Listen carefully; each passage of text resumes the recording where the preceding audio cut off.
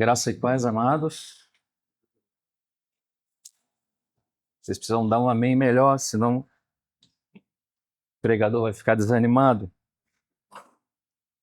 Graça e paz, amados irmãos. Amém. Agora animou. Mas ainda assim dependemos do Espírito, porque a animação natural não pode nos conduzir a nada. Jesus falou, eu edificarei a minha igreja e as portas do Hades não prevalecerão contra ela. Então, nossa expectativa, uma vez mais nessa noite, é que Ele faça isso uma vez mais, a fim de que possamos ser edificados. Amém? Bendito seja o seu nome.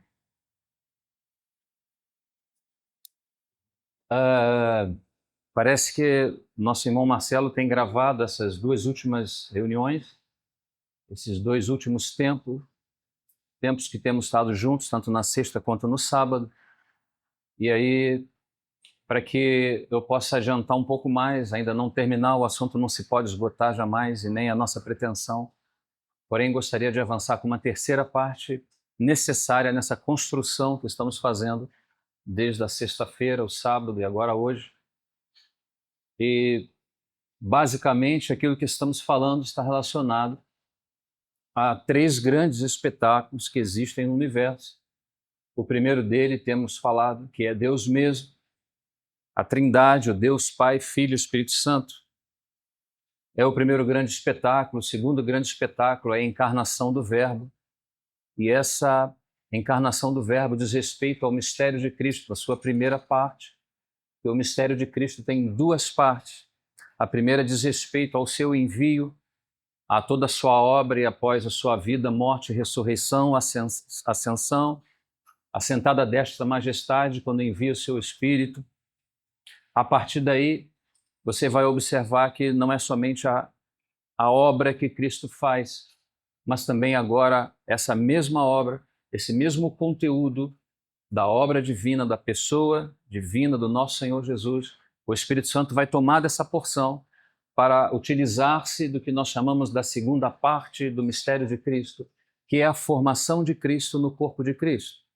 E a finalidade dessa formação é para que Deus seja conhecido no corpo de Cristo. Então nós falávamos aos irmãos ontem sobre aqueles mistérios que aparecem, o mistério de Deus Cristo e o mistério de Cristo à Igreja.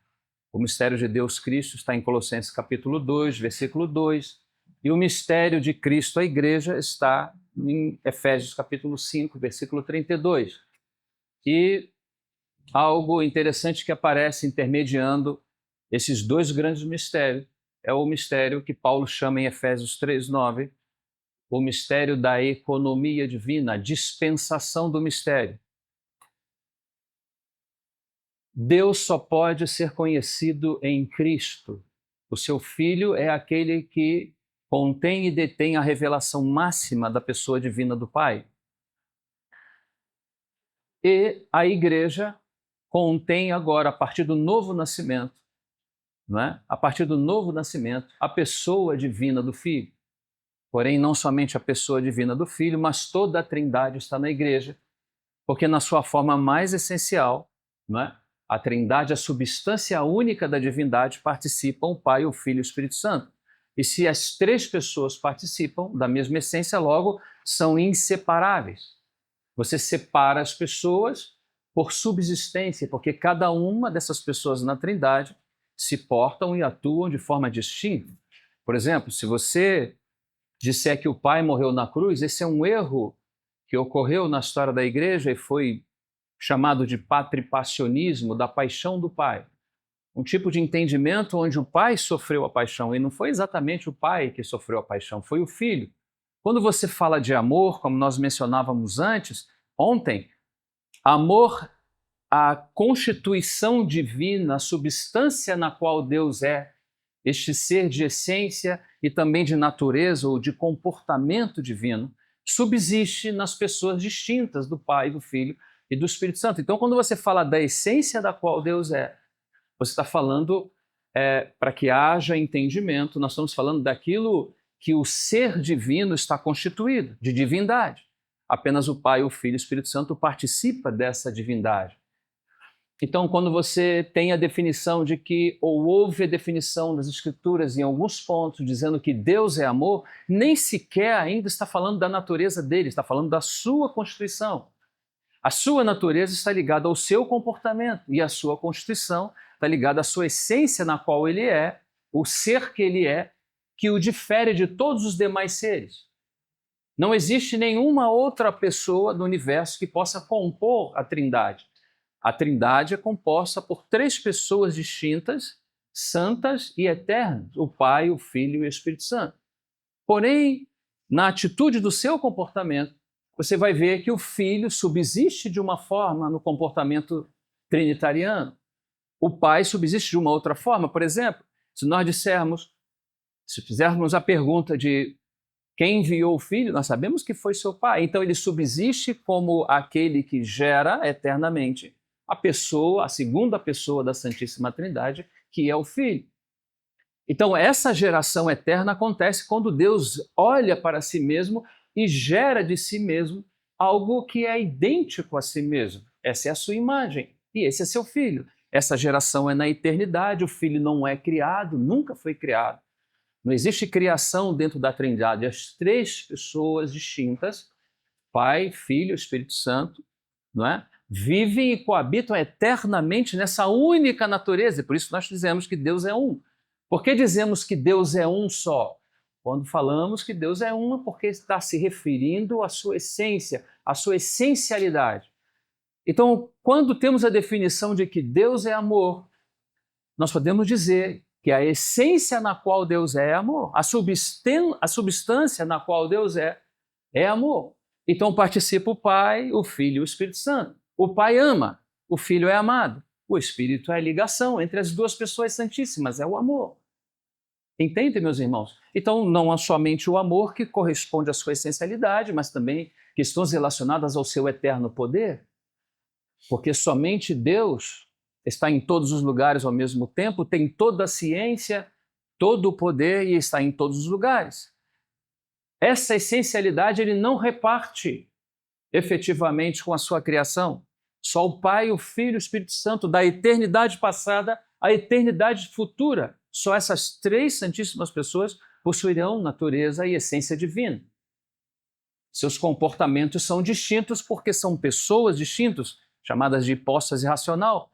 Podemos entrar ou adentrar tanto esse tema, porque senão teríamos que tratar o tema da Trindade em si.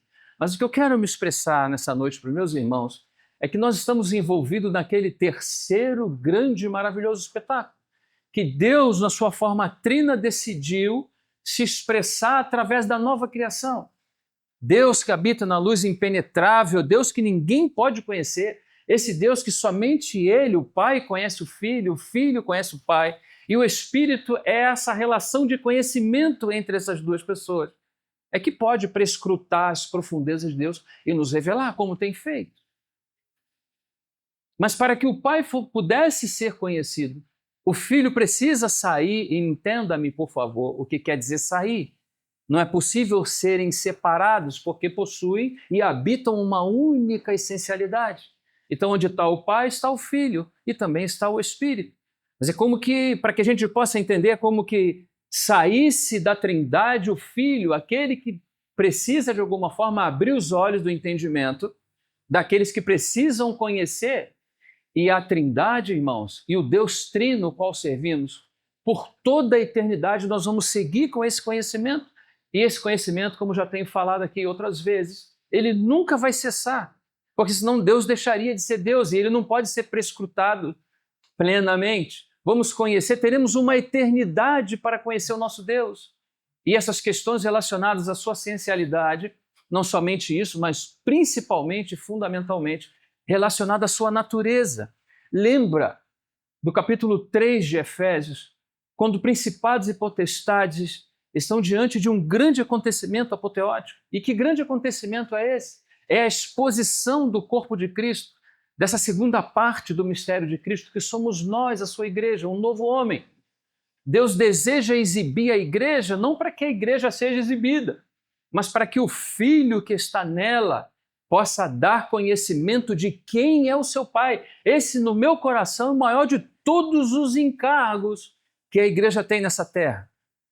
O encargo fundamental que a igreja tem nessa terra é demonstrar as relações da Trindade, aquele Deus que habita em luz impenetrável, na saída do seu Filho, na vinda do seu Filho até nós, na obra do seu Filho, e depois na sua ressurreição, no enviado Espírito. A função do Espírito Santo não é para que você seja cheio de poder, tão somente, irmão.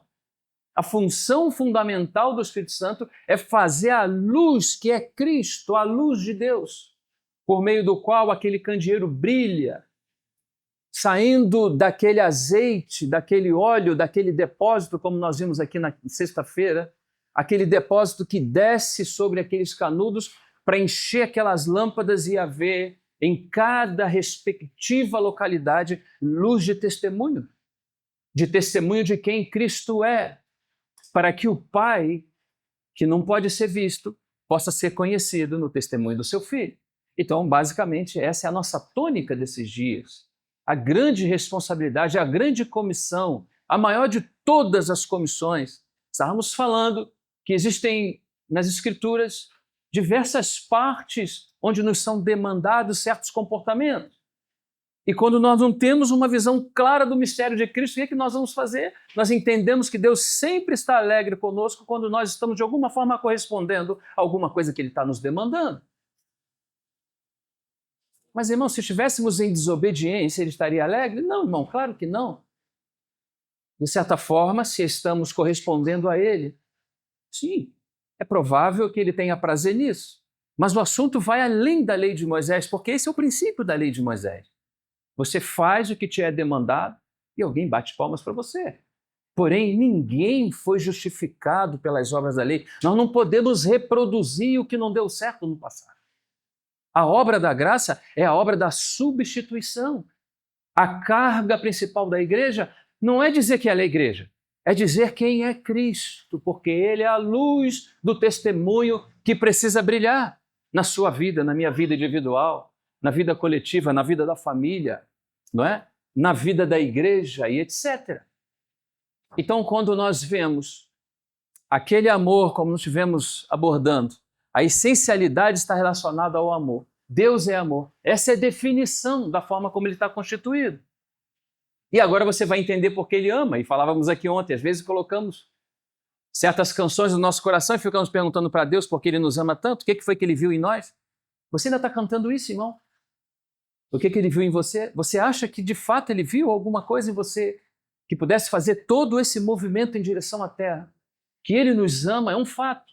E é com base nesse fato que Ele veio. Não porque Ele encontrou alguma coisa. Ele não viu exatamente alguma coisa que pudesse dizer, não, realmente o Roger é merecedor dessa descida. Não, irmão, é porque Ele é amor na sua essencialidade. E por Ele ser amor, Ele ama. E você e eu nunca vamos entender a profundidade disso. Por isso que teremos uma eternidade para conhecê-lo e nunca vamos conhecê-lo completamente. Você entende isso, meu irmão? Nós apenas nesse assunto do amor, nós precisamos apenas abrir os nossos braços e dizer, Senhor, muito obrigado. Ah, Senhor, não entendo muito bem sobre essas coisas, mas eu estou aqui, quero estar diante do Senhor com o coração grato por tudo que o Senhor fez por mim. Muito obrigado. Será que podemos agradecer, irmão? Sim ou não? Podemos agradecer. Ele nos colocou em algo tão grande, tão pleno, tão profundo, que nós não conseguimos tocar com o dedo, mas Ele mesmo é a provisão para tudo aquilo que Ele deseja em nós. Então tivemos olhando esses dois grandes mistérios que um mistério intermediário faz a ligação dos dois, o mistério de Deus. Preste atenção, principalmente se você não acompanhou durante esses dias, preste atenção aqui, daqui vamos avançar. O mistério de Deus, Cristo. Então o mistério de Deus, Deus na sua forma misteriosa, é revelada na pessoa do seu Filho. Amém? Amém? Agora nós temos um outro mistério do outro lado. O mistério de Cristo à igreja.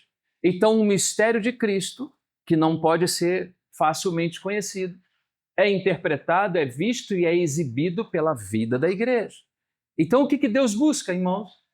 O que Deus busca é que uma vez que Cristo está no corpo de Cristo, Ele pode ser exibido e expressado pela igreja. uma vez que a igreja cresce nesse conhecimento empírico, nesse conhecimento relacional. À medida que crescemos em Cristo, à medida que nos relacionamos com Cristo pelo Espírito, à medida que vivemos com Cristo, isso não tem nada com fazer ainda, irmãos. Nós ainda não estamos em Efésios capítulo 5, nós estamos nas regiões celestiais do capítulo 1. O entendimento é de que precisamos nos relacionar com Ele, porque há demandas adiante que eu preciso ser um bom marido, que eu preciso ser uma boa esposa, que eu preciso saber cuidar dos meus filhos, e eu efetivamente não sei como fazer muito bem isso. Então existem muitas tentativas e várias desistências. Mas o que então é necessário fazer? O Espírito precisa tirar as nossas mentes da demanda e colocar nossas mentes no Espírito. Mas não haverão as demandas? Sim, haverão as demandas. Mas quando estamos em lugares celestiais com Ele, então agora na comunhão com Ele, estamos sendo capacitados para reproduzir na terra aquilo que Ele deseja. Então o mistério de Deus não pode ser conhecido sem Cristo. Só Cristo pode revelar esse mistério.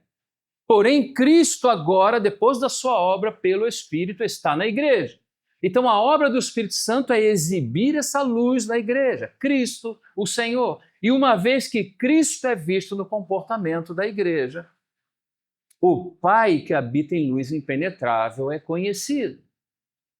Então esse é, de fato, o nosso chamamento. Agora, eu gostaria que meus irmãos acompanhassem comigo alguns textos, pelo menos 2, de forma mais objetiva.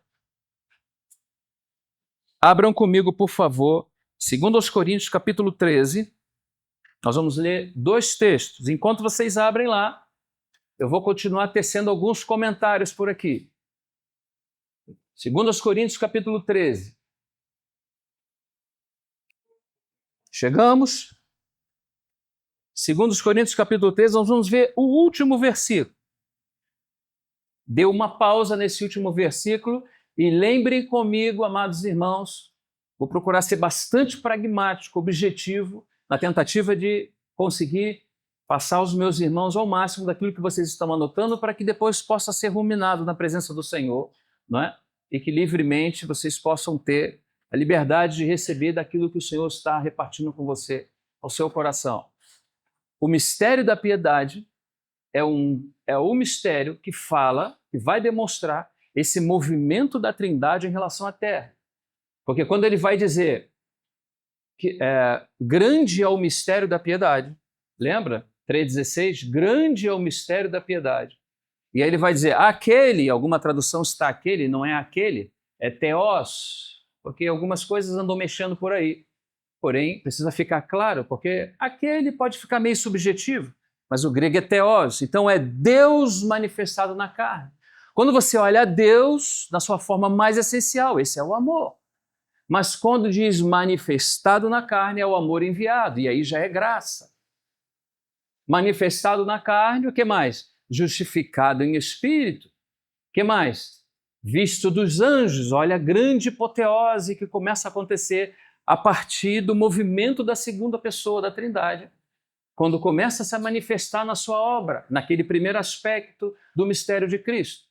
Depois tem um segundo aspecto do mistério de Cristo, que já não é Cristo sujando, empoeirando seus pés ali naquelas terras da Palestina, senão o Cristo glorificado agora na igreja, onde potestades e principados estão de olho para entender o que está acontecendo na igreja. Por isso que a igreja não pode ser política, por isso que a igreja não pode mexer com coisas que não é do encargo dela. A igreja precisa se envolver com Cristo, porque Cristo é o assunto de Deus e também deve ser o assunto da igreja. Quando nós nos envolvemos como igreja com coisas, nós estamos perdendo lamentavelmente o nosso tempo. Nós nascemos de novo para nos envolver com Cristo. E como falávamos ontem, estamos como peixes em aquários. Existem muitos olhos que estão nos olhando. E eles não querem ver a igreja como igreja, eles querem ver quem está nela, porque eles sabem que o propósito de Deus é manifestar na plenitude dos tempos o ana que falai sastai, o encabeçar de Cristo em todas as coisas, tanto dos céus como da terra. Às vezes, muitas vezes, nós crentes nem sequer entendemos isso. Mas é isso no qual nós estamos inseridos. amados irmãos, nesse grande mistério, nesse terceiro grande espetáculo, a manifestação de Cristo no corpo de Cristo. Cristo precisa se manifestar porque Ele quer revelar quem é o seu Pai. Isso é maravilhoso. Então, nessa descida do mistério da piedade, você vê Deus manifestado na carne, justificado em espírito, visto dos anjos, pregado e crido entre os gentios. E aqui já tem um novo nascimento. E depois recebido o quê? Acima na glória. Você consegue perceber que a Trindade está fazendo esse movimento, está te tomando nos ombros a partir da obra do Cordeiro e está te levando à eternidade com Ele? Você conseguiu perceber que essa ressurreição que acontece Ele mesmo, depois que Ele vence todas as coisas e que Ele ressuscita e é assunto aos céus e se assenta à destra da majestade, você consegue ver que mesmo que Ele faça essa obra sozinho, e essa é a primeira parte do mistério de Cristo, num segundo momento, você consegue se ver aí com Ele, assentado nessas regiões celestiais, sim ou não? Onde você está? Onde nós estamos, irmão? Nós estamos em Joinville ou estamos nas regiões celestiais? Estamos nos dois lugares. Nas regiões celestiais, onde fomos colocados em Cristo e com os pés de testemunho e de luz nas nossas respectivas localidades. Esse é o testemunho dos céus que precisam ser vistos na terra. O testemunho do nosso Senhor. Amém? Então, esse movimento do mistério da piedade, mais uma vez, vai nos mostrar a forma como Deus está desenhando esse maravilhoso poema. Não é? O poema da nova criação em Cristo Jesus. Ele desejou que esse novo homem comportasse a plenitude da divindade, assim como habita em Cristo. E agora Cristo habita em nós. E o que Deus quer não é manifestar apenas, e já estou sendo insistente com esse assunto, bons comportamentos, porque às vezes nós insistimos em bom comportamento, mas não entendemos aquilo no qual nós estamos inseridos. Bom comportamento é resultado da nossa vida nos lugares celestiais. Você vai ver que comportamento está relacionado a uma forma de representatividade na Terra do mistério maior. Mas se nós não estamos com Ele, unidos a Ele, em comunhão com Ele, em contemplação com Ele, não é possível desenvolver na Terra algo que não é inerente e nem nasce na força do nosso braço. Então a primeira coisa que Deus precisa fazer é nos trazer a consciência de que estamos nesses lugares. Então veja comigo, por favor. Vamos já ler esse texto. Ainda não. Pense nisso. O amor introduziu a graça. Amém? O amor foi enviado. E esse envio do amor é a graça de Deus para aquilo que o Senhor vai fazer em Cristo. Esse é o primeiro aspecto. Mas as coisas não param por aí. Por que a graça veio? Porque ela quer nos fazer participar da natureza divina. É o ensinamento de Pedro, que nós participamos de uma natureza, porque a natureza que é segundo a carne é uma natureza de desobediência, de filhos da desobediência. E a obra de Cristo te coloca numa nova, para participar de uma nova natureza. E por que Ele deseja, porque a obra da graça nos introduz na nova natureza? Porque a nova natureza nos faz participar da comunhão da Trindade. E é o que nós vamos ver hoje. E a comunhão da Trindade é que nos leva à última etapa daquilo que precisa ser visto na terra. A edificação, as obras e o testemunho. Todo testemunho, amado irmão, amada irmã, todo testemunho do que nos é demandado nessa terra diz respeito ao Deus Trino. A vara de medir todas as coisas de Deus é o seu Filho. Por isso que Efésios, nós estamos sendo trabalhados por apóstolos, profetas, evangelistas, pastores e mestres. E a finalidade desse trabalho e desse treinamento não é um treinamento, é um treinamento, né? Onde nós vamos aprendendo diante do Senhor, vamos aprendendo e vamos crescendo até que cheguemos. Não chegamos ainda, mas estamos nesse processo. E essa varonilidade, é Cristo mesmo. Ele é a vara que Deus mede todas as coisas. A medida que Deus quer que cheguemos é a medida dele. E por que Deus quer essa medida? Porque é essa medida que o representa. Se somos apenas crentes nascidos de novo, ainda não estamos em boas condições de representá-lo. Então o Espírito Santo vai fazer um trabalho maravilhoso, não só utilizando as Escrituras, lembra do depósito que falamos na sexta-feira? Ele vai utilizar esse depósito, ele vai utilizar as circunstâncias moldadoras. Você e eu, muitas vezes, vamos nos achar sentados, dirigindo o carro, e da noite para o dia sentamos no banco do carona e nem sequer soubemos o que aconteceu. São as circunstâncias que o Espírito nos coloca para moldar em nós, para tirar o primeiro e estabelecer o segundo. É o processo de substituição que nós vamos vivendo. Deus não gosta que o crente sofra, irmão. Deus não é masoquista. O crente, muitas vezes, em determinados tipos de sofrimento, não são todos, mas muitas vezes nós sofremos com as nossas insistências.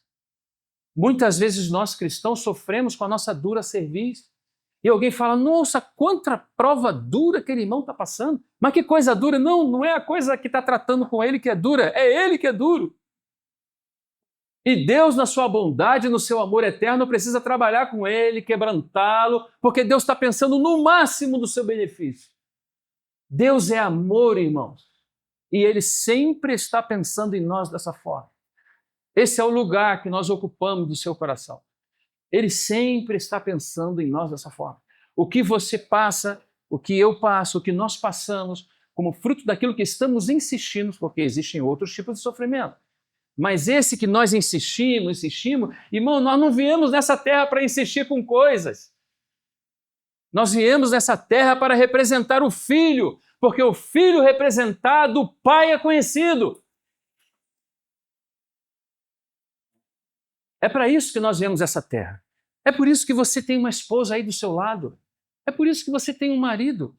É por isso que você tem filhos. Tudo está relacionado a Ele. Por isso, dele, por Ele, para Ele. São todas as coisas.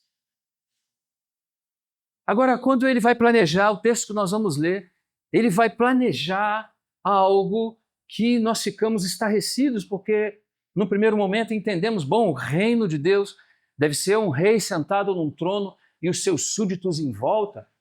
E quem sabe precisamos pedir, como acontecia nos reinados aqui, precisamos pedir uma certa autorização para chegar lá, porque se você chega na presença do rei e ele vira o dedo, o polegar para baixo, imediatamente você morre. Mas o reino que Deus criou para nós não é um reino externo, não é algo que ele comanda e as pessoas ficam de fora. O reino que ele propôs para nós é um reino, irmãos, onde existe, talvez nos falte palavras, e temos que ser cuidadosos com a questão da nomenclatura aqui, porque coinerência é algo que, por exemplo, só acontece na Trindade, onde um está dentro do outro. O mistério da pericorese, a dança trinitária, onde um está no outro. Eu em ti, Pai, e tu em mim, que eles estejam ou sejam um em nós. Não é fora de nós. Não é no reino que estão fora. Nós somos chamados para a comunhão da Trindade.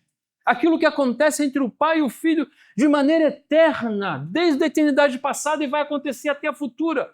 Ele faz um hiato no tempo, nos busca no tempo, nos leva para a eternidade com Ele para participar da mesma comunhão que o Pai tem com o Filho.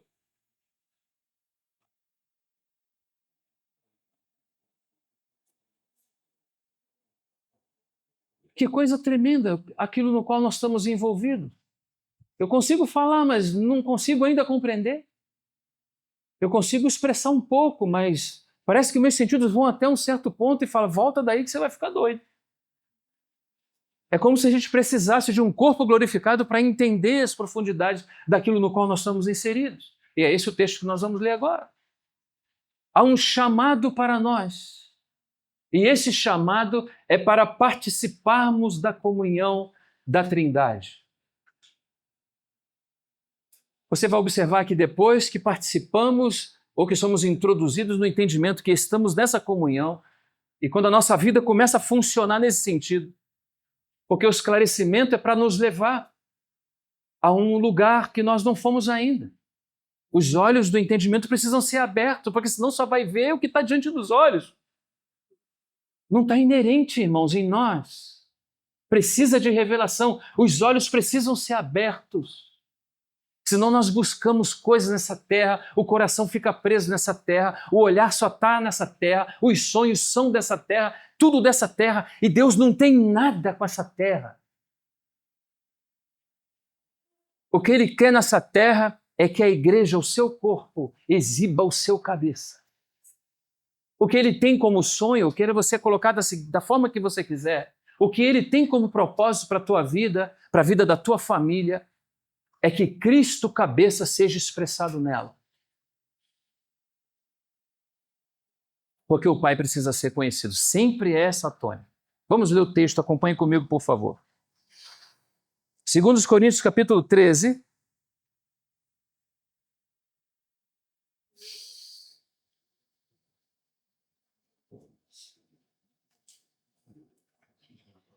Último versículo.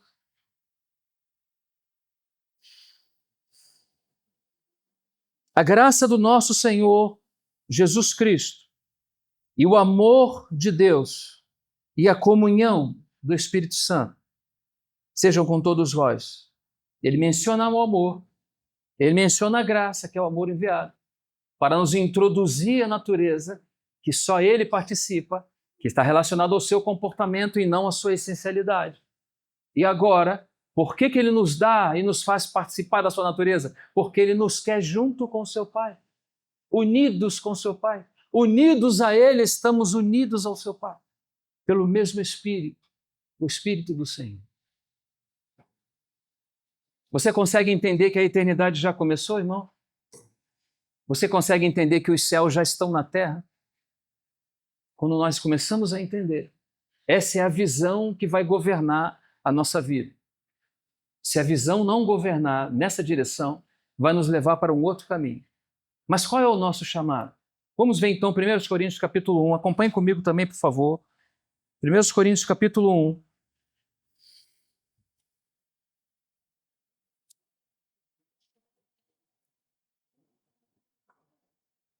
E é interessante porque esse texto está exatamente no contexto de Corinto. Porque haviam problemas, você sabe, e dos mais diversificados possível. Às vezes você pode olhar e falar, não, mas será assim mesmo que Corinto era uma igreja? É, a igreja de Deus que está em Corinto. É assim que Deus vê sua igreja. Não, irmão, aquilo não é igreja, irmão, vai devagar com isso. Porque a igreja é o princípio de 2 ou 3 que nasceram de novo. Às vezes não há a expressão dela, porque não amadureceu, não entende o seu chamamento. Não entende que para seguir a Cristo tem que negar a si mesmo. Não entende que para seguir a Cristo tem que deixar de lado os sonhos. Não entende que para seguir a Cristo tem que abandonar e largar todos os modelos. Não existe modelo. Essa casa aqui não é a minha casa. Essa é a casa de Deus. Ela tem os seus próprios modelos, ela tem suas próprias maneiras. Ela tem os seus próprios arranjos administrativos. É Ele quem controla e domina tudo isso. É Ele quem faz a aplicabilidade prática de tudo isso. Nós nunca chegamos à maturidade por modelos próprios. Quando você começar a enxergar um modelo próprio, corre dele. Não existe um modelo dessa ou daquela igreja. Não, modelo não está na mão da igreja. Esse é o erro do catolicismo. A Santa Madre Igreja diz. Igreja não diz. Quem diz são as Sagradas Escrituras. Igreja obedece. Igreja toma posse da verdade. Igreja ouve o que o Espírito precisa dizer. Igreja não toma frente. Igreja se sujeita ao Espírito, se sujeita a Deus, porque ela entende que ela é um organismo vivo por meio do qual, pelo Espírito, Cristo precisa ser manifestado. Porque o Pai precisa ser conhecido. Entende, meus irmãos? Então não existe outro modelo. O modelo é aquele modelo eterno, segundo o eterno propósito que fez em Cristo antes de estarmos aqui, irmão. É muita prepotência querermos definir certas questões e dizer aqui nós fazemos assim, fazemos, irmão, como fazemos? Quem sabe o que deve ser feito é o Espírito, por meio da sua santa palavra. Lembra do depósito? Sempre vamos lembrar aquele depósito de Zacarias, bem em cima. O candeeiro representa a igreja. As luzes, as 7 lâmpadas dos 7 braços, 3 de um lado, 3 do outro. A cana central, as lâmpadas que são alimentadas pelo depósito, que é a palavra de Deus pelo Espírito. Não vai haver luz plena, perfeita, cétupla, se não for o modelo de Deus. E o modelo de Deus, meus amados, é o seu Filho. Para quem, irmãos? Para a sua vida individual. Primeiro o irmão Roger que fala. Lembra? Os ouvidos estão mais próximos do que está falando. Para a sua vida familiar. É o modelo de Deus que é necessário. Para a nossa vida congregacional, é o modelo de Deus.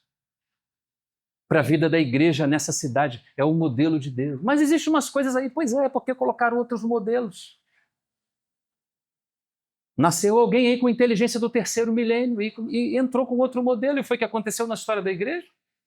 Quando Paulo profetiza e diz que Jesus não viria antes. Antes de quê?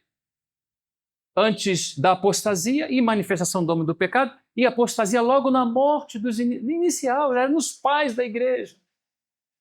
Já na geração seguinte apostólica já começaram as infiltrações, porque Satanás sabe, irmão, que se infiltra outro modelo, vai dar em outra coisa. O Espírito Santo trabalha com um modelo. Qual é o modelo, irmão? Cristo, nosso Senhor. Então, quando se é trabalhado, o Espírito Santo trabalha com esse modelo, qual é o resultado, irmão? Cristo. É para isso que nós somos chamados. Amém? Vamos ver aqui, então, ele vai dizer, nesse contexto, vamos direto ao versículo 9, diz, tem um contexto maravilhoso, depois você lê do versículo 1 até o versículo 9, você vai ver que está contextualizado com tudo que estamos dizendo. E ele diz, fiel é Deus pelo qual foste chamado. Irmão, alguém aqui tem uma dificuldade de entender para que foi chamado? Tem alguém aqui que precisa entender isso? Esse texto vai falar muito com você e comigo. Nós somos chamados. Esse texto diz que nós somos chamados por um Deus que é fiel. Ele é fiel, sabe por quê? Porque ele não é somente aquele que chama. Ele é aquele que dá toda a condição para que seja cumprido o seu chamado. Ele é aquele que elege, que destina e que dá a provisão necessária para que a gente seja no final o que ele deseja. Amém? Então nós somos chamados. Por quem nós somos chamados? Pelo irmão Marcelo. Por quem vocês foram chamados? Pelo irmão João. Por quem vocês foram chamados? Por Deus, irmãos, nós somos chamados. E fomos chamados a quê, irmão? A quê? Fale, irmão, por favor, interajam comigo. Ele diz, fiel é Deus pelo qual foste chamados à comunhão de seu Filho Jesus Cristo, esse é o nosso chamado. E eu vou perguntar para vocês, qual é a comunhão do seu Filho? É a comunhão do Pai e do seu Filho por meio do Espírito. Somos chamados à comunhão do seu Filho, somos chamados à comunhão do Espírito Santo, não há nenhuma diferença. É a mesma comunhão, como os apóstolos, o que vimos e ouvimos, as nossas mãos testificaram, tocamos acerca do verbo da vida, nós tocamos na palavra, nós tocamos naquele homem. E é isso que vos anunciamos. O que você está anunciando? Aquilo que nós tocamos, aquilo que nossas mãos palparam acerca do verbo da vida. Nós tocamos nele e é ele que estamos anunciando a você. E por que vocês estão anunciando? Para que vocês tenham comunhão conosco. E ele vai complementar. E a nossa comunhão, porque os apóstolos não são o centro da comunhão, a nossa comunhão é o quê?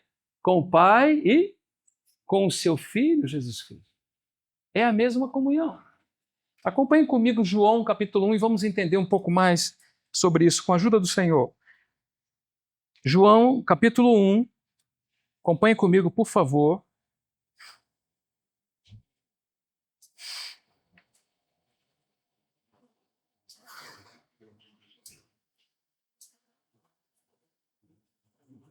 Chegamos?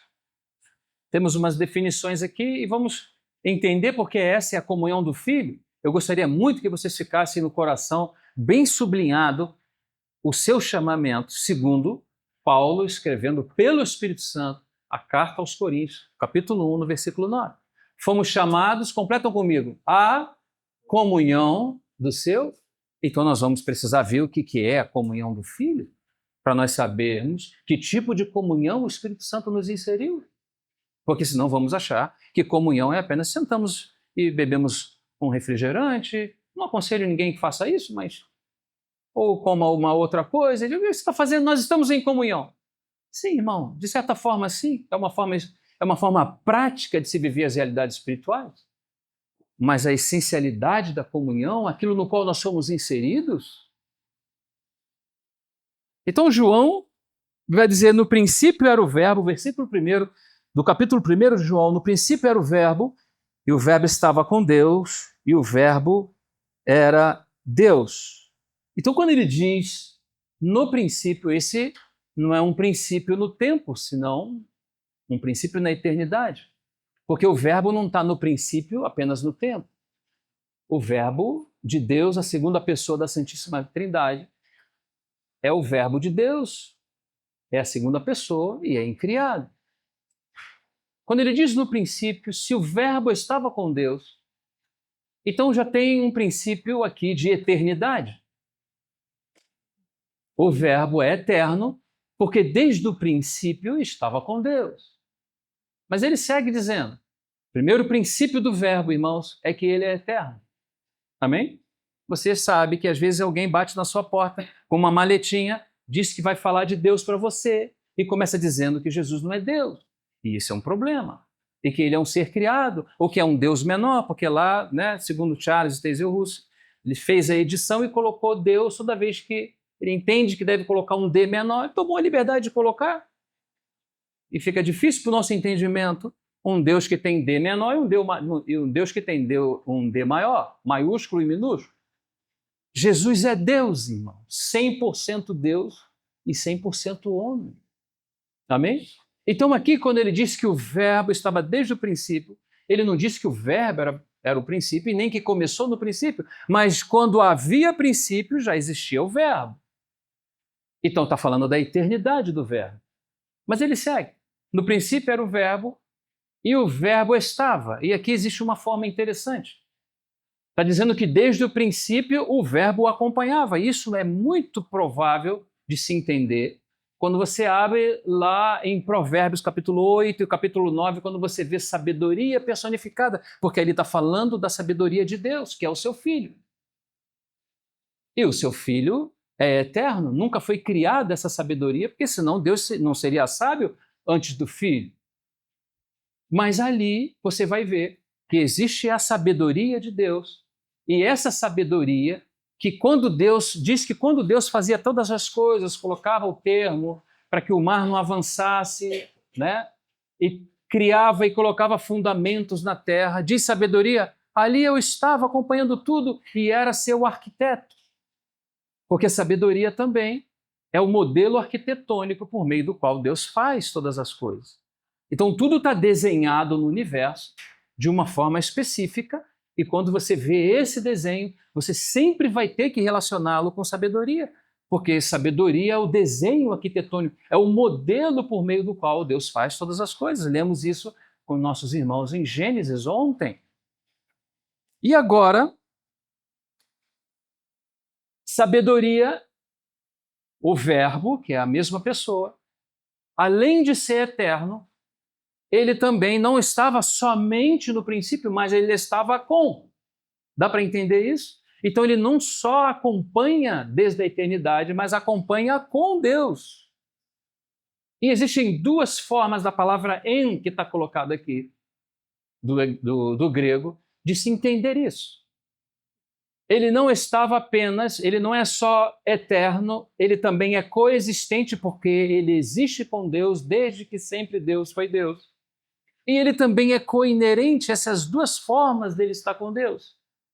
Ele não só acompanha o seu Pai durante toda a eternidade, como um está no outro, como nós falávamos da questão da pericorese, ou um outro termo que foi utilizado na história da igreja, que fala da coinerência, onde um está no outro. Assim está o Pai no Filho. E o último termo é que Deus era o Verbo. Mas quando chega nessa palavra em, existe a frase prosteon no grego, apenas para que os irmãos tenham ideia, porque é uma palavra muito importante aqui. Essa palavra que não foi traduzida por João Ferreira de Almeida é uma palavra que vai mostrar como eles estão, não só que sabedoria ou o verbo de Deus está com Deus, mas a maneira como ele está. Lembra do face a face? Quem lembra? Essa é a expressão do tom teon aqui. Qual é a maneira que o verbo está com seu Pai? Face a face. O que significa isso? Que por toda a eternidade, um está faceado ao outro. Um vê o outro o tempo todo. Você poderia, com toda a liberdade, dizer o que significa isso para você. Para mim, significa uma palavra: comunhão. Pode ser que no seu coração signifique outra palavra. Mas da eternidade passada à eternidade futura, as pessoas se relacionam assim. Deus ama seu filho é amado por seu Pai, e o Espírito é o amor, é o elo, é quem faz a ligação de amor entre as duas pessoas por toda a eternidade, amados irmãos. Por toda a eternidade. Aí agora você lê Coríntios capítulo 1, versículo 9, e diz que nós fomos chamados à comunhão. Qual comunhão? A comunhão do seu filho. E qual é a comunhão do seu filho? Aquela que ele participa com seu Pai, de eternidade a eternidade. Nós somos chamados para essa comunhão. Você consegue compreender isso? Quando ele fala de unidade, no primeiro dia, nós mencionamos vários pontos quando fala de amor, quando fala de unidade, quando fala de perdão. Ele sempre estabelece um padrão máximo. É um padrão que o ser humano não consegue praticar. É o Espírito que precisa fazer isso através das sagradas letras, com a permissão, com o amém do crente.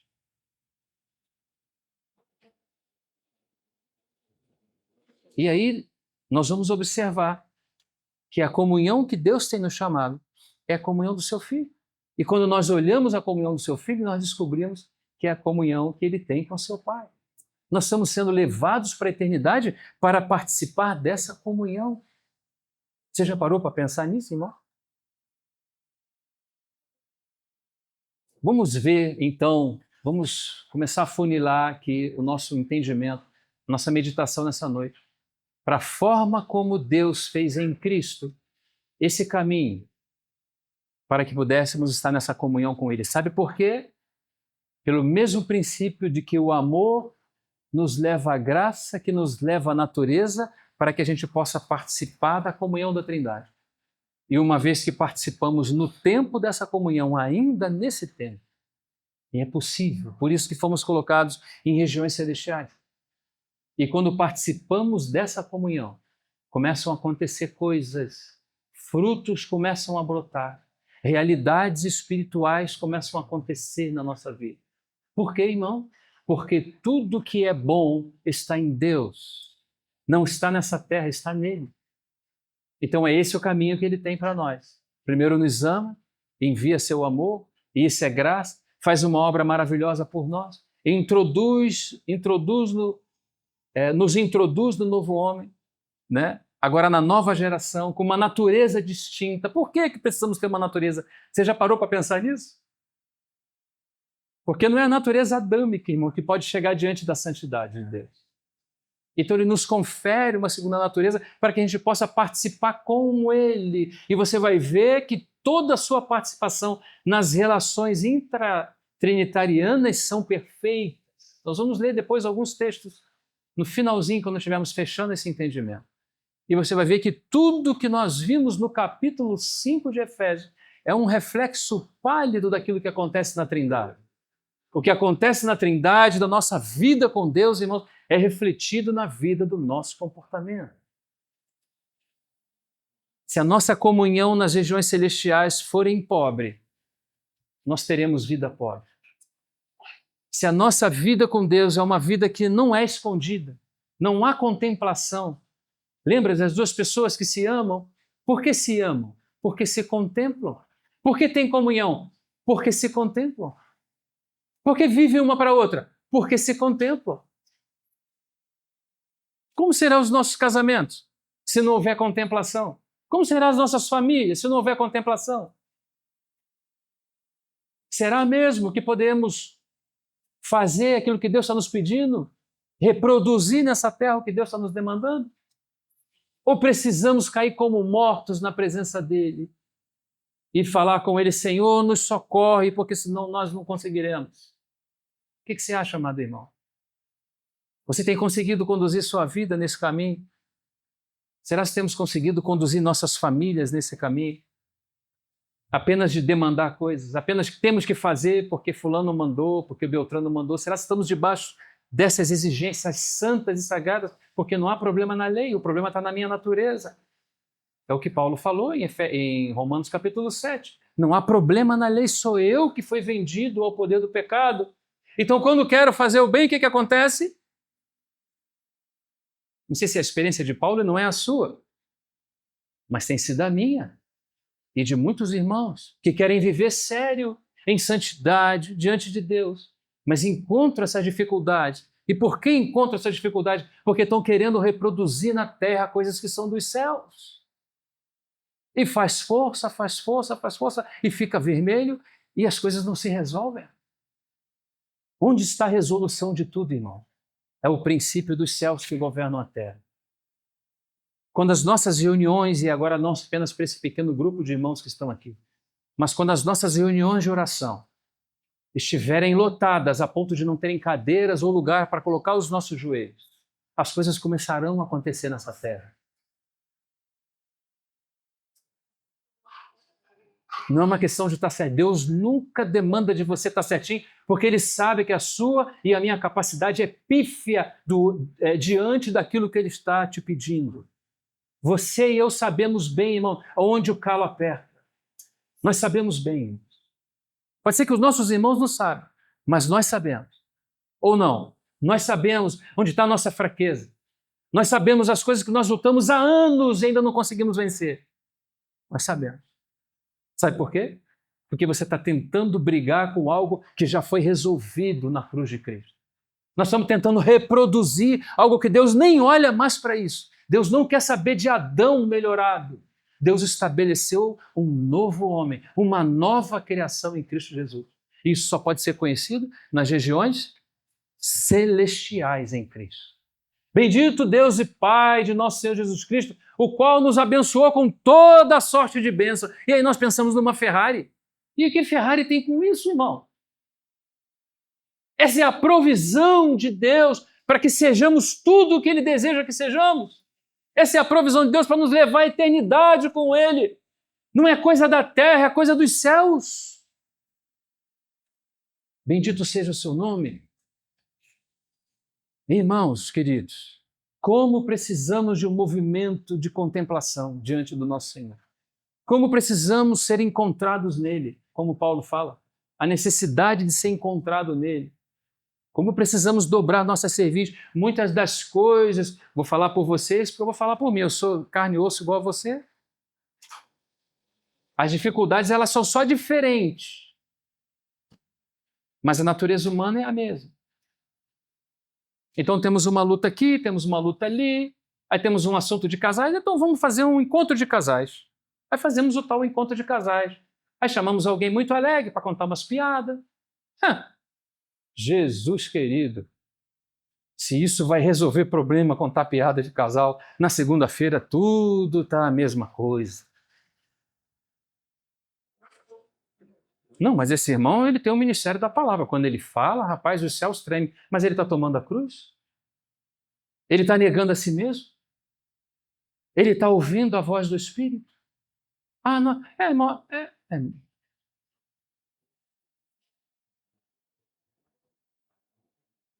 Como ser bons maridos? Como ser boas esposas? Como ter boas famílias? Como ter boas congregações? Os pelos dos nossos joelhos precisam cair, irmãos. As regiões celestiais precisam governar nossa vida. Ou a gente vai ficar com uma tremenda riqueza, porque o Evangelho é uma tremenda riqueza.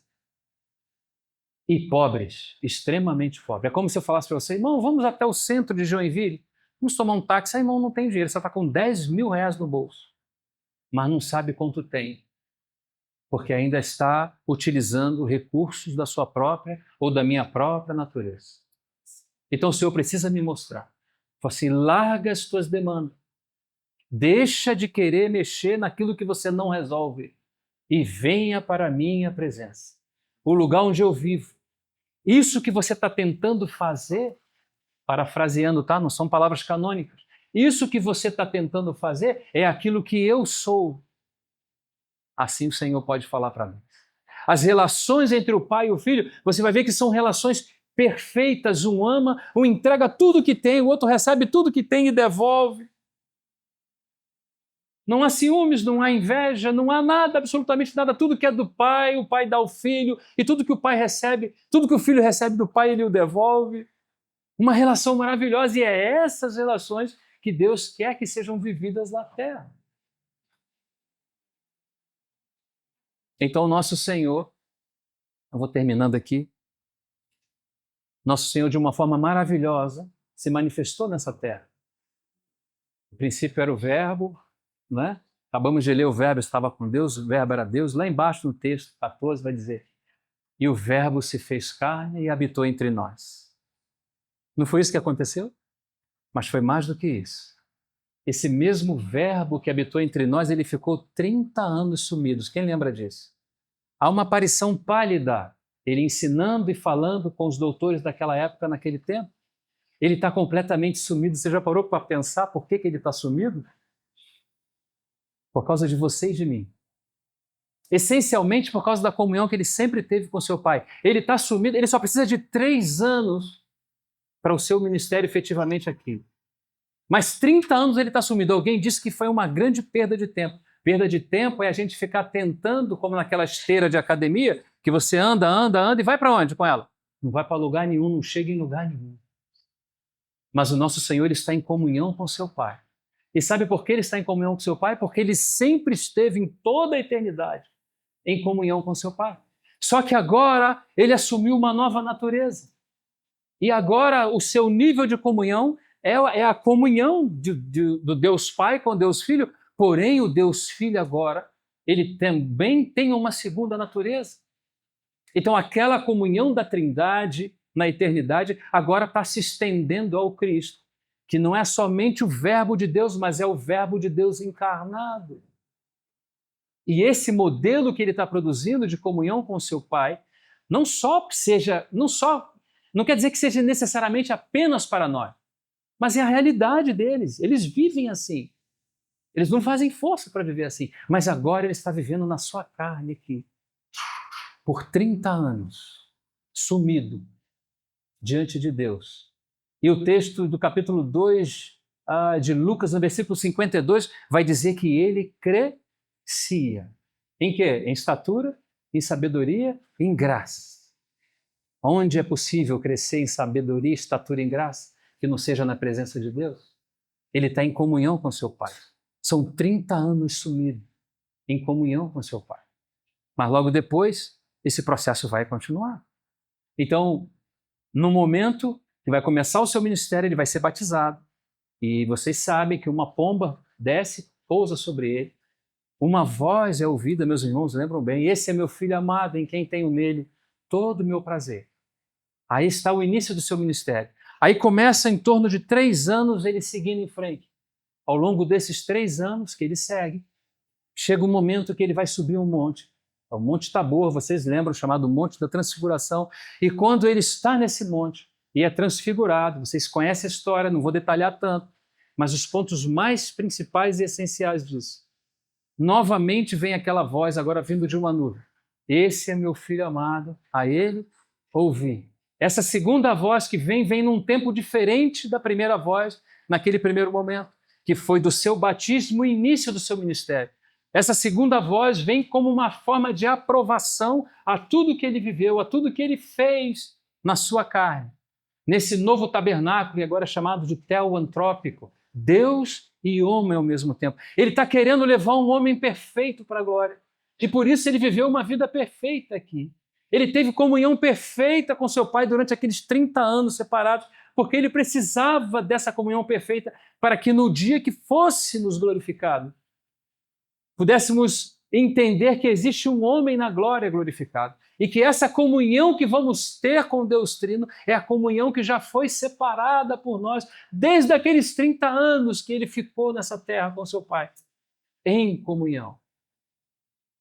Então, ele poderia sair do Monte das Alturas, que significa Tabor, no grego, E daí mesmo ele ir para os céus, porque ele já estava aprovado. O escritor aos Hebreus, no capítulo 5, vai nos relatar essa aprovação. Ele já estava plenamente aprovado como filho do homem, não como filho de Deus, porque ele é Deus. Ele não precisa de aprovação como Deus. Mas por que ele estava sendo aprovado como filho do homem, irmãos? Para que nós fôssemos aprovados juntamente com ele. Essa aprovação dele é a nossa aprovação. Essa comunhão de 30 anos com ele, vivendo no corpo da sua carne, isso é para a nossa comunhão. E do Monte Tabor das alturas, ele não vai para os céus, irmãos, ele toma outra decisão por causa de nós. Ele desce para subir um outro monte. E esse é o Gólgota, o lugar da caveira. Ele do alto, assim como ele veio do mais alto dos céus, e empoeirou seus pés nessa terra. Ele desce do Monte Tabor para ir para um outro monte. Ele não vai para os céus. Ele desce em direção ao Gólgota, por amor a nós. É a graça. É o amor enviado para nos tirar da condição que estávamos. E agora ele começa também, não somente nos tirar no que diz respeito ao novo nascimento, mas ele começa a fazer algo tremendo por nós. Ele está falando para nós quais são as intenções, os desejos do seu coração em relação à eternidade com ele. Porque todos aqui que estão aqui são salvos, eu sei disso. Mas o assunto de vida eterna, irmão, você precisa dar um passo para frente. Porque vida eterna é o primeiro passo que você dá. Mas salvação é muito mais amplo do que vida eterna. Agora, os meus conceitos precisam ser mudados, a minha forma de pensar precisa ser mudada, o meu comportamento precisa ser mudado. Muita coisa precisa de salvação ainda em mim. Então, tenho vida eterna, mas ainda precisa dele fazer algo mais. E tudo foi provisto na pessoa do Senhor Jesus. Tudo temos, absolutamente toda a provisão temos na pessoa do Senhor. E agora, antes da cruz, tem uma última passada. Ele está se despedindo dos seus discípulos e aí no capítulo 17 de João, ele fala algo tremendo. Glorifiquei-te na terra, a partir do versículo 4 ele fala, glorifiquei-te na terra tendo consumado a obra que me deste a fazer. É assim, irmãos, que Deus é glorificado na sua vida, na minha vida, na vida das nossas famílias, quando fazemos na terra aquilo que precisa ser feito. E ele fala, glorifiquei-te na terra tendo consumado a obra que me deste a fazer. E ele vai continuar. Glorifica-me tu, ó Pai, com aquela glória que eu tinha contigo, antes que o mundo fosse, antes que o mundo existisse. Por que ele está pedindo essa glorificação? Você já parou para pensar nisso? Porque a glória que ele tinha com seu Pai, né, diz respeito ao Pai, o Filho e o Espírito Santo, a Santíssima Trindade como sempre foi e existiu. Só que essa glória que ele vai receber agora do seu Pai, ele vai receber também, mas agora ele participa de um corpo, de uma humanidade que ele agora vai levar glorificada. Você está entendendo isso? E sabe por que ele está sendo glorificado no seu corpo? Para que, identificado com eles, nós também sejamos. Aquele caminho que ele abriu para nós, através do seu sofrimento, da sua morte, da sua ressurreição, da sua ascensão, esse caminho que ele percorreu é o caminho que agora também nos foi aberto. Há um homem na glória, irmãos. Há alguém que foi glorificado. O Pai glorificou o seu Filho. E essa natureza humana maravilhosa que nesse mundo viveu sem nenhum pecado, agora está glorificada à destra da majestade. Quando você chegar e romper os murais da eternidade, irmão, você vai ver um homem glorificado. Não é uma aparição fantasmagórica ou alguém com alguma coisa diferente, uma espécie de uma luz. Não, nós vamos ver o Filho do Homem assim como ele é. E esse Filho do Homem foi aperfeiçoado para que nós pudéssemos também termos sido aperfeiçoados nele. Bendito seja o seu nome. Bendito seja o seu nome. Bendito seja o seu nome. Aquilo que os olhos não viu, aquilo que os ouvidos não ouviram, não subiu, não há impressão, não temos ideia. Não há impacto na alma, não há impacto no coração, porque ainda não tocamos, mas Deus nos revelou pelo seu Espírito. Você quer ser revelado, irmão? Você quer conhecer as coisas que Deus tem para você? Você sabia que Deus tem mais do que vida eterna para nós? Aqui no tempo, Existe algo a ser feito, existe algo que foi demandado, existe um testemunho a ser dado. Mas, irmão, você já pensou nos dias da eternidade? Já pensou? A igreja toda já está por lá, irmão, na sua grande maioria. Está um pedacinho da igreja aqui na terra. Os 2000 anos que passaram já introduziram muitos irmãos. E toda hora Deus está tirando uma florzinha, irmão, daqui, para completar o seu lindo jardim que está fazendo por lá. Nossos irmãos vão, nós ficamos sentidos. Mas sabe por que eles vão? Porque Deus os ama profundamente, assim como nos ama. E o Senhor recolhe os seus. Bendito seja o seu nome, irmão. Bendito seja o seu nome. A morte do justo para estar com o seu. E em que lugar vai estar? Pega esse texto que nós lemos essa noite e guarda ele no seu coração. Você não foi chamado para estar numa determinada repartição no céu. Uma casinha que separaram para você lá. Você vai participar da comunhão da Trindade. Você vai estar com Deus junto com todos os irmãos. Vamos estar juntos naquele grande dia. Vale a pena, irmão, passar por tudo que é necessário passar aqui e ser fiel a Deus. Busquemos ser fiéis a Deus nos últimos detalhes, nos últimos pontos. Deus pode estar dando para a gente, não sabemos o dia da manhã, não sabemos nem se vamos acordar amanhã. Então tudo que precisa ser feito agora. Tem algum problema com algum irmão? Resolva agora. Não espere nenhum tribunal, como o outro falou para mim outro dia. Esse problema a gente só vai resolver no tribunal de Cristo. Ô, irmão, que dureza, irmão. Resolva agora o que tem que resolver agora. Viva agora o que precisa ser vivido agora. Tem reunião de oração? Vai, irmão. Tem reunião para louvar o Senhor? Vá. Porque na sepultura já não existe isso. Precisa fazer alguma coisa agora? Vá fazer, irmão.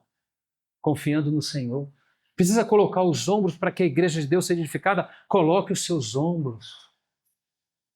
Coloque os seus ombros, esse é o momento. Nós não cremos em reencarnação, irmão. Depois que partir já foi, não há mais nada a se fazer. Seja eficiente agora, seja pelos seus irmãos agora, seja pelo Senhor agora, porque o Senhor te chamou para uma tão grande salvação e para herdar a vida eterna, para herdar um porvir maravilhoso, onde vamos participar da comunhão do próprio Deus. Está perdendo o seu tempo? Deixe as coisas que estão comendo o seu tempo. Esses dias tive um sonho e vou precisar contar porque é para minha vergonha. Sonhei que estava envolvido com algumas questões, nada de coisas que tomam tempo. Tipo assim, entra no WhatsApp e fica perdido ali, sabe? E passa 5 horas, quando vai ler a escritura, dorme. Coisas desse tipo. E eu acordei e eu tenho um escritório e o escritório havia sido arrombado ou algo assim. Eu falei, roubaram o escritório, o que aconteceu? E fui até abrir as portas, estava tudo misturado, tudo acabado, tudo revirado. E era um sonho. E eu acordei daquele sonho. Sabe o que Deus falou comigo, irmão? O diabo está roubando o seu tempo. E você sabe aquela coisa que acontece como um flash de máquina, assim, se alguém tirar uma foto daquela máquina antiga, ou mesmo dos celulares que produzem flash, faz tchuf, tchuf, aquilo rápido, mas eu entendi como um livro de 600 páginas. E rapidamente falei, é aquilo lá. Assim o diabo faz conosco. E vai tirando tempo, vai deixando você gastar, porque tem uma eternidade, nós temos milésimos de segundo para sermos trabalhados para uma eternidade com Deus. O que nós estamos perdendo aqui, o que está deixando cair por terra aqui é aquele tempo precioso que Deus tinha contigo para te colocar na eternidade, brilhando com uma luz mais intensa.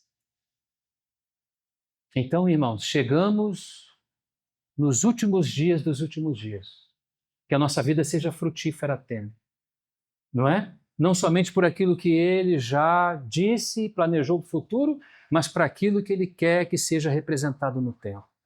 Seja eficaz, irmão. Coloca essa palavra diante do Senhor.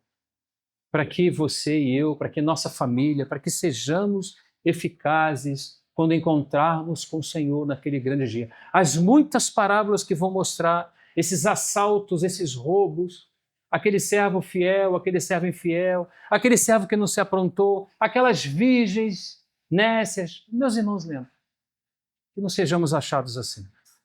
Que possamos abraçar com amor, com gratidão, irmãos, todo esse movimento dos céus, de um Deus tão amoroso em direção a nós, que veio não só para nos dar a vida eterna, não só para nos dar no tempo, nesse ato do tempo, um tempo para que ele fosse conhecido, mas também para que fôssemos para a eternidade em comunhão com ele. Que o Senhor nos ajude. Irmãos, a síntese de tudo que tenho falado até agora é dessa frase: não perca mais o seu tempo.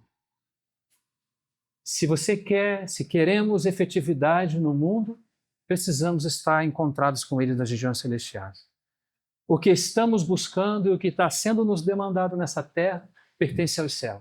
A Nova Jerusalém, ela não sai dessa terra, ela desce dos céus.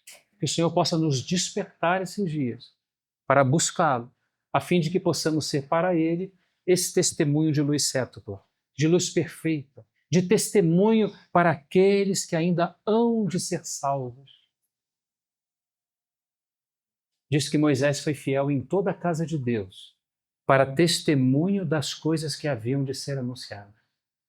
A fidelidade de Moisés na casa de Deus no Antigo Testamento serviu como um testemunho para que hoje nós pudéssemos abrir as páginas do Antigo Testamento e, pelo Espírito Santo, tocar grandes realidades de verdades que foram observadas a partir da fidelidade de Moisés, que possamos ser fiéis nesses dias ao nosso Deus. Que sejamos fiéis ao nosso Deus, por tudo aquilo que Ele é e representa. E não somente isso, pelo preço que Ele pagou, Ele é merecedor da nossa fidelidade.